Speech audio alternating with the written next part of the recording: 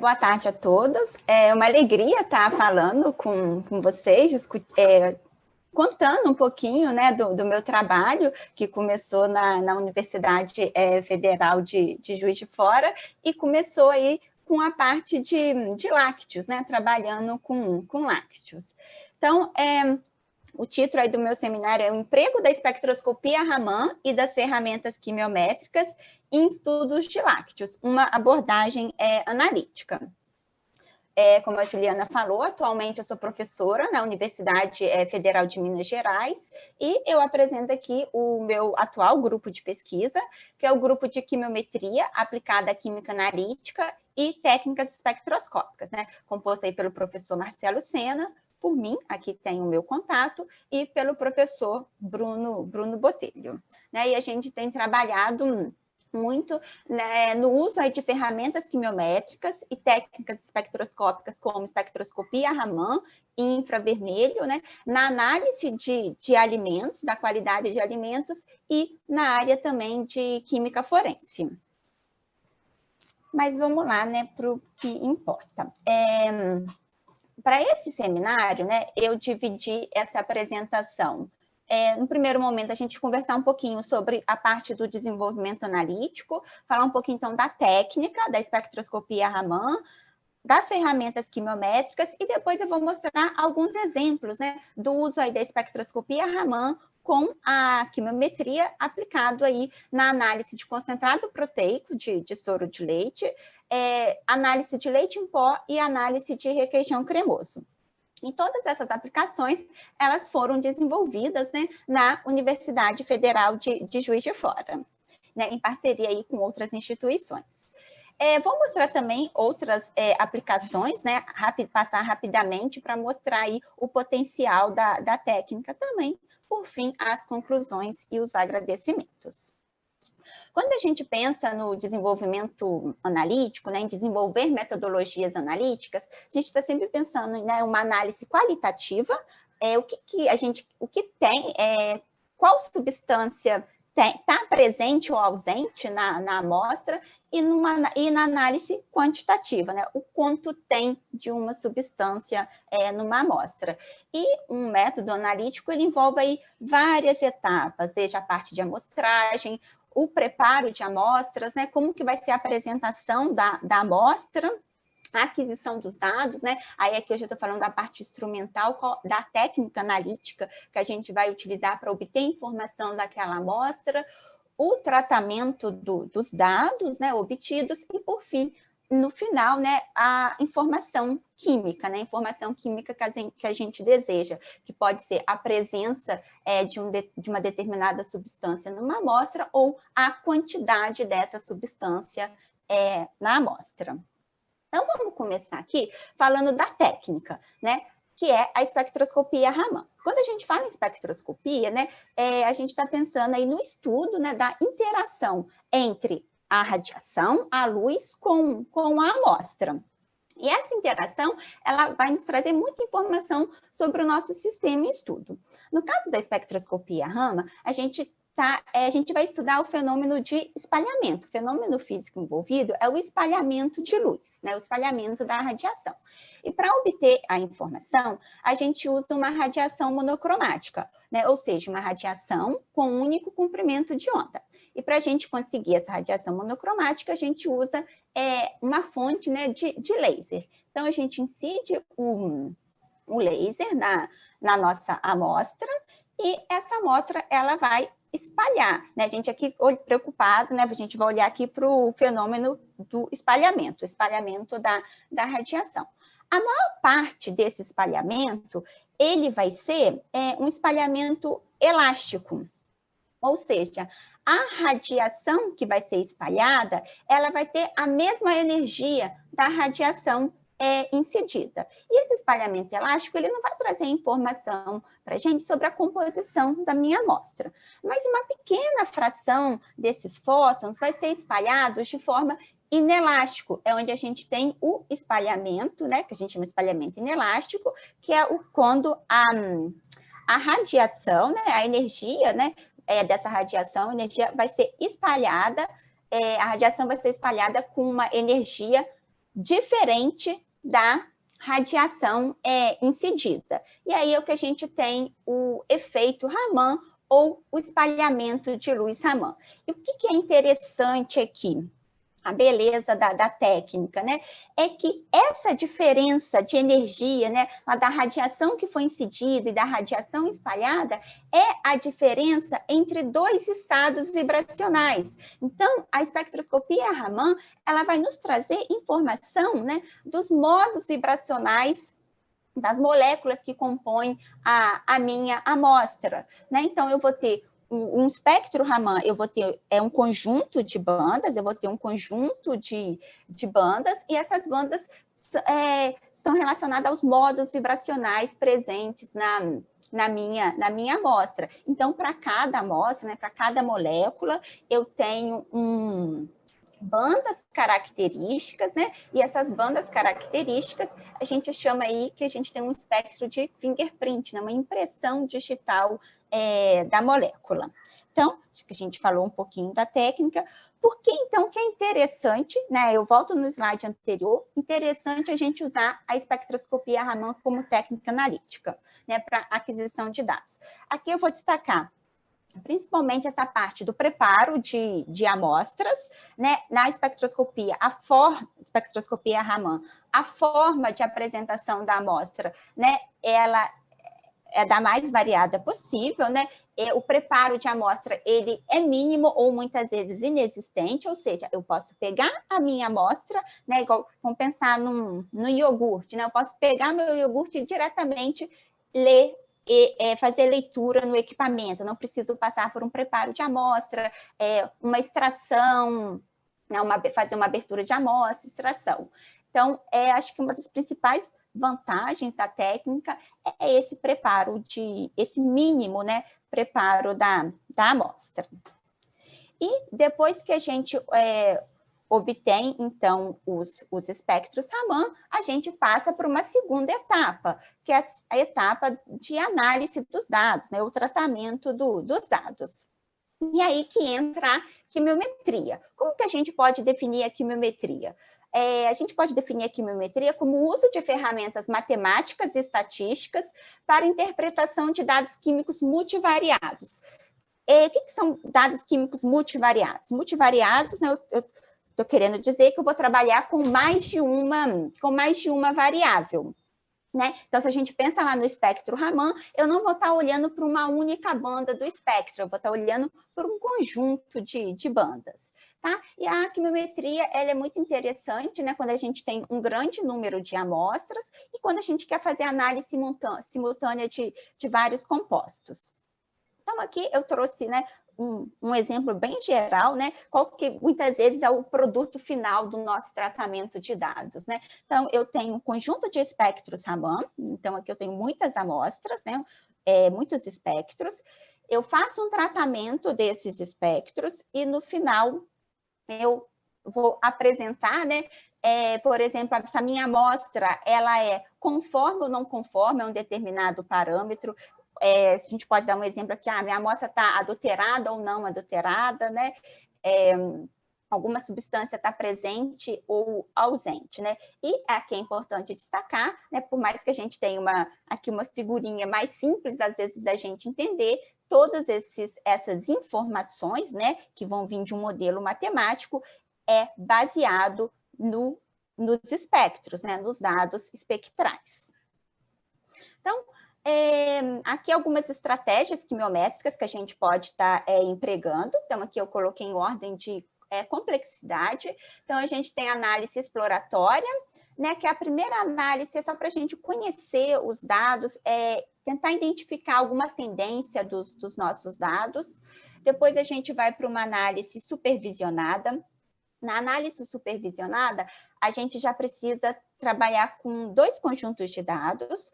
Um primeiro conjunto de dados, eu preciso ter conhecimento, né?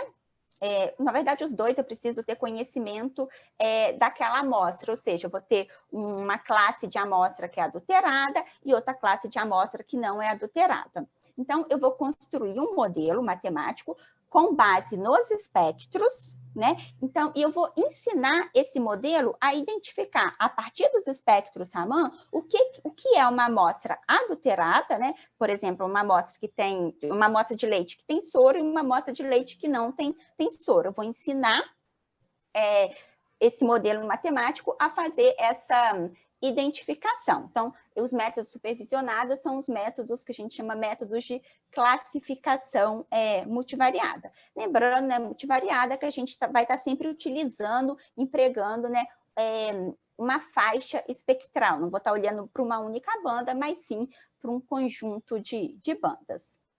Então, os métodos supervisionados, né, então são métodos aí, análise qualitativa, e quando eu quero quantificar, eu também posso usar métodos de regressão multivariados, né? Então, eu posso construir um modelo matemático que eu vou utilizar os espectros Raman, e a partir desses espectros eu vou quantificar alguma substância na minha amostra. E a gente tem métodos que a gente chama de métodos de resolução de curvas.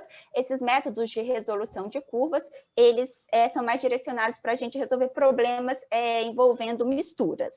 Então, aqui nessa apresentação, eu vou focar principalmente no método, né, de análise exploratória. Vou mostrar um exemplo aplicado a lácteos, de análise exploratória e de métodos de classificação. E vou mostrar também, né, junto aqui com o método de classificação, uma regressão multivariada. Então, vamos começar com a parte da análise exploratória. Nos métodos de análise exploratória, as amostras, né, elas vão ser agrupadas de acordo com os dados experimentais e de acordo com a similaridade das amostras, né? Então, o objetivo aqui é a gente encontrar agrupamentos naturais, a gente identificar alguma tendência no nosso conjunto de dados. Aqui é importante também, quando a gente fala trabalhar com ferramentas quimiométricas, é que a gente sempre vai estar trabalhando com um número grande de amostras, tá? Então, se eu tenho 5 amostras, não adianta eu fazer um modelo matemático, né, multivariado aí para 5 amostras. Então, a gente sempre trabalha com um conjunto maior de amostras. Por isso, essa parte da análise exploratória é importante para a gente estar identificando essas tendências no conjunto de dados. E o principal método representante da análise exploratória é a análise de componentes principais, né, que a gente chama aí da PCA. O que é a PCA? Né? A PCA está fundamentada no conceito de correlação, né, entre as variáveis. Então, se a gente pega um conjunto de dados, né, originais, esse conjunto de dados ele tem um alto grau, as variáveis elas vão ter um alto grau de correlação e muitas vezes vão ser variáveis redundantes. Então, a gente aplica uma análise de componentes principais, elimina, né, tenta eliminar a informação que não é irrelevante e fica só com informações relevantes, né? E a partir dessas informações, a gente constrói modelos gráficos que a gente consegue identificar tendências, né, agrupamento entre as amostras e consegue também mostrar por que essas amostras elas estão se agrupando, uma vez lembrando, né, que isso tudo é baseado nos nossos dados iniciais, que são os espectros, aqui no nosso caso, os espectros Raman. Então, eu coloquei esse slide aqui porque eu acho importante a gente discutir um pouquinho da PCA, que a PCA é a base de praticamente da maioria, né, dos métodos quimiométricos. Então, só para a gente tentar entender um pouquinho da análise de componentes principais. O que ela faz? O que a PCA faz? Ela vai agrupar, então, todas as variáveis que estão altamente correlacionadas numa nova variável. Essa nova variável ela vai se chamar componente principal. E essa componente principal, ela sempre vai ser direcionada ao longo do eixo que tem maior dispersão dos dados. Então, se vocês observarem aqui na figura, a gente tem, aqui é só para ilustrar, então a gente tem o eixo em preto aqui das setinhas seriam o número de variáveis que eu tenho presente. Então, seriam 3 variáveis, e os pontinhos vermelhos representam as minhas amostras. Então, eu estou projetando as minhas amostras num espaço aqui tridimensional. Se eu tenho mais variáveis, n variáveis, eu vou ter um espaço n-dimensional. Então, o que acontece aqui? A primeira componente principal, ela vai ser traçada no sentido que ela explique a maior variabilidade dos dados, né? Explica a maior parte da dispersão dos dados. A segunda componente principal, ela já vai ser perpendicular à primeira componente principal e vai estar explicando a segunda maior variação dos dados. E assim em diante, né? Como aqui eu só tenho 3 variáveis, a gente vai parar em 2 componentes principais, né? Se eu tivesse 10 variáveis, né, eu poderia, por exemplo, com 2 ou 3 variáveis principais, já está explicando a maior parte, né?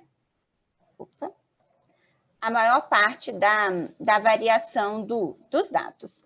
Então, o que a PCA faz? Ela muda a origem dos dados. Então, ao invés de eu representar pelos eixos das variáveis originais, eu passo a representar pelos eixos das componentes principais. E isso vai me trazer algumas informações, né?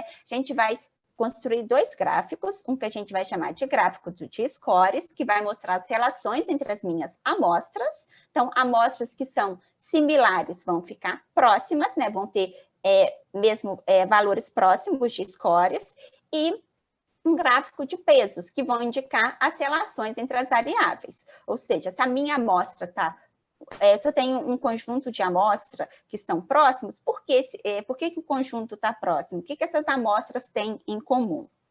Então, aqui, só para a gente dar um exemplo geral, antes da gente ir para a aplicação,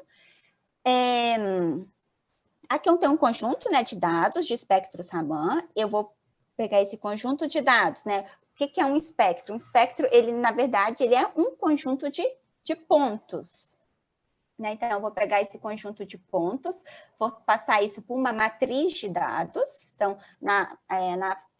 as ferramentas quimiométricas, né, os métodos quimiométricos trabalham aí com operações matriciais, transformo isso numa matriz de dados, e a PCA ela vai decompor essa matriz em 2 matrizes. Uma matriz T, que é a matriz dos scores, que vai ter o mesmo número de amostra, vai ser o mesmo número de amostras que a matriz original, só que o número de variáveis vai ser A, que vai ser o número de componentes principais.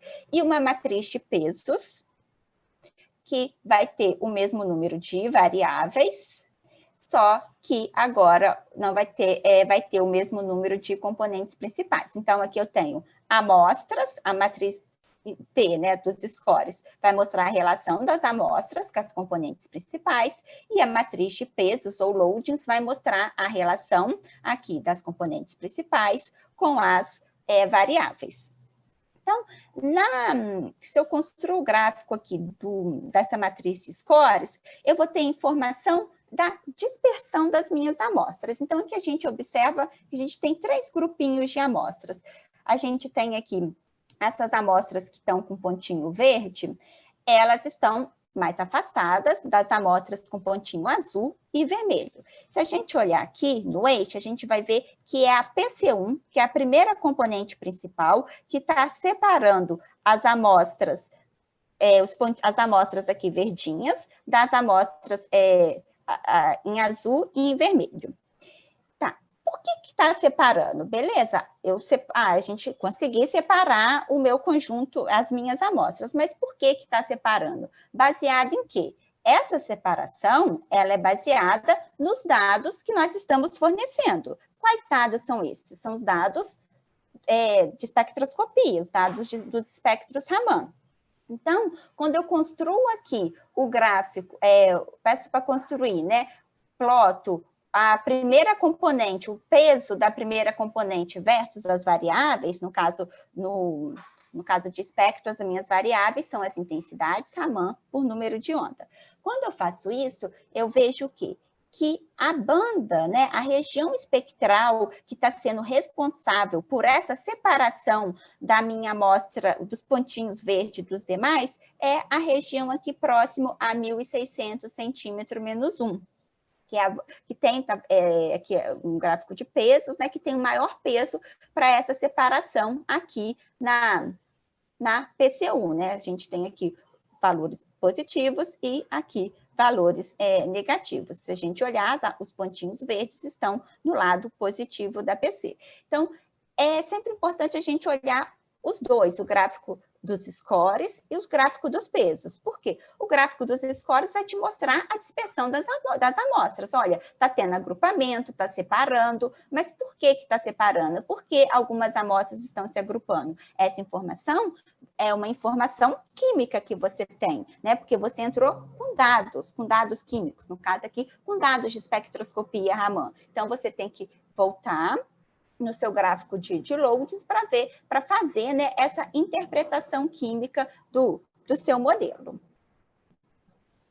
Então, aqui para a gente exemplificar, eu trouxe um exemplo, né, com um trabalho que foi desenvolvido aí entre a Universidade Federal de Juiz de Fora e a Universidade Federal de Viçosa, que foi aplicar a espectroscopia Raman no estudo aí da modificação, né, que ocorre em concentrados proteicos, né, durante a produção e o armazenamento. Né? Os concentrados proteicos, eles têm uma grande quantidade de lactose e mudanças, né, na estrutura da lactose constitui a principal modificação física em laticínios em pó, né? E essas mudanças na estrutura da lactose acabam levando a outras mudanças, né, durante o armazenamento do produto. Isso acaba diminuindo, né, a vida o shelf life, né, a vida de prateleira do produto. Então, aqui como que foi conduzido os experimentos? Foram feitos, né, 3 blocos de experimentos. Então, um bloco que era o controle, então, que tinha uma amostra comercial com teor de proteína aí de 35%, que não continha lactose na forma cristalina, só na forma amorfa, e foi também produzido um composto o composto proteico, um composto proteico de soro, que foi chamado aqui de condições ideais, né? Com a estrutura da lactose na sua forma amorfa. E depois foram realizados experimentos com mais 2 blocos de experimento. Um que foi modificado, né, parâmetros durante a produção de tratamento térmico e microfiltração, e outro parâmetros, né, de evaporação e secagem das amostras de soro. E foram, no total, né, envolvendo os 3 blocos de experimentos, foram produzidas 42 amostras de concentrado proteico. E as amostras aqui, que a gente chamou de controle, né, que foi a amostra que produzida sob uma condição ideal, né, com a estrutura que foi obtido, né, inicialmente a lactose na sua forma, a secagem, né, manteve a lactose na sua forma amorfa. Essa amostra ela foi acompanhada por algumas semanas. Então, aqui a gente tem o espectro Raman, né, dos concentrados proteicos de soro nas condições ideais. Aqui, o espectro A, nós temos o concentrado logo após, né, a produção. Então, a gente vê, seria o espectro aqui característico de um concentrado proteico. E no espectro B, a gente já tem esse mesmo concentrado proteico, mas após 6 semanas de armazenamento. Isso, um armazenamento em condições ambientais, então, temperatura em torno de 25 graus e umidade em torno de 50%. Então, a gente já observa uma diferença aqui nos espectros, né? A gente pode destacar aqui bandas 477, na região aqui de 1085, 1200 e na região aqui de 2979. Então, a gente já tem uma mudança bastante brusca aqui no perfil espectral quando a gente compara, né, esses dois, a mesma amostra, uma logo após a produção e uma armazenada por 6 meses. Então, 6 meses não, 6 semanas. Então, daí a gente já vê que com a espectroscopia Raman, isso sem fazer nenhum preparo de amostra, né, obtendo diretamente o espectro, a gente já consegue observar que alguma coisa ocorreu com a amostra. E o que aconteceu com essa amostra? Se a gente compara esse espectro B com espectro C, o que a gente tem? No espectro C, a gente tem a lactose, a alfa-lactose, que é a lactose cristalina. Então, o que a gente conclui aqui, né, sugere aqui, que ocorreu, então, a cristalização da lactose. Então, após 6 semanas, né, que foi produzido esse soro, esse concentrado proteico, a lactose, ela sofreu aí uma mudança, né, da forma amorfa para a forma cristalina. Isso acaba diminuindo, então, a vida de prateleira do produto. Então, aqui a gente tem os resultados da PCA para as 42 amostras, lá dos 3 blocos de experimentos. Então, o que a gente tem aqui? A gente destacar aqui. Opa, peraí que eu cliquei em alguma coisa. O que a gente tem aqui na PCA? A gente tem aqui o grupo A. Então, os triângulozinhos invertidos da cor verde são as amostras do primeiro bloco experimental, aquelas que foram produzidas em condições ideais. Então, aqui, logo após a produção, após 4 semanas, após 5 semanas, 6 semanas e após 7 semanas. Então, a gente observa aqui na PCA, né, se a gente comparar o gráfico dos scores da PC1 versus PC2, que a gente teve uma migração aqui, né? As amostras, elas saíram aqui do lado negativo da PC1, né? Ocorreu aqui, né, a transição, né, da fase amorfa para a fase cristalina e chegaram aqui no lado positivo da PC1. Então, essas são as amostras que foram produzidas sob condições ideais. No segundo, para o segundo bloco de experimentos, né, onde teve a mudança lá de temperatura e de secagem, o que aconteceu? Todas as amostras, né, foram produzidas e já continham a lactose cristalina. Então, os parâmetros que foram adotados, eles não são bons, né? Não foram bons parâmetros, né, para produzir um produto, né, um concentrado proteico que vai ter uma vida longa aí uma vida de prateleira longa. Então, os parâmetros tecnológicos não são adequados, né, para a produção de um produto com vida de prateleira longa. Para o terceiro bloco, né, onde houve modificação aí da questão da filtração, da microfiltração, foram obtidas amostras tanto mudando os parâmetros, né, na fase amorfa e amostras que estavam na fase de transição, né, da fase de transição aí da fase amorfa para cristalina, e também obtidas amostras já na fase cristalina. Então, aqui a gente pode destacar, né, aqui tem a lactose, a alfa-lactose, que é a lactose cristalina, né, um padrão de lactose cristalino, que é essa cruz rosa. Então, aqui está no lado positivo da PC1, e o que está oposto aqui a essa lactose cristalina seriam as amostras, né, que contêm a lactose na sua forma amorfa. Aqui, este asterisco azul é uma amostra que a gente chamou de amostra controle, que é uma amostra comercial, né, que é o nosso controle, que é uma amostra comercial aí com 35% de proteína e que não contém e que a lactose, né, tá na forma amorfa. Por isso a gente tem na oposição dos lados, em lados opostos, né? De um lado, amostras com lactose amorfa, do outro lado, amostras com lactose cristalina. Então, esse é o que a gente chama de gráfico dos scores. Quando a gente olha o gráfico dos pesos aqui da PC1, a gente vê o quê? Que se a gente olhar aqui para o lado positivo da PC1, a gente vai ver que essas bandas, né, esses sinais aqui que têm uma maior contribuição, um maior peso, são sinais característicos, né, que são atribuídos aos modos vibracionais da lactose cristalina, como aqui próximo a 2.900, na região de 1.200, 800, e aqui também, né, na região próxima aqui 480, a gente tem sinais característicos aí da lactose na sua forma cristalina. Então, com isso a gente também comprova, né, ajuda nessa interpretação que foi feita aqui no gráfico dos scores.